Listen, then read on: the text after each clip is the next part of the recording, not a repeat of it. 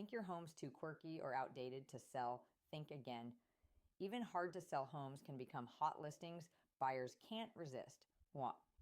Hi, I'm Brandi Cumin, your local San Clemente realtor, helping homeowners turn tricky properties into top dollar sales.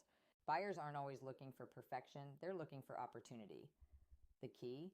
Highlight your home's strengths, minimize distractions, and show its potential.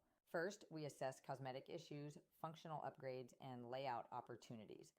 Then we focus on what buyers notice most: entryway, kitchen, and main living areas. Not all upgrades add value. That's where my upgrade to upsell program comes in. We focus on curb appeal, refreshed kitchens and bathrooms, neutralizing spaces, and highlighting your home's best features. Even the most upgraded home won't shine online without staging and professional photos. We stop buyers mid-scroll and get them through the door fast. Right price plus smart marketing equals serious offers.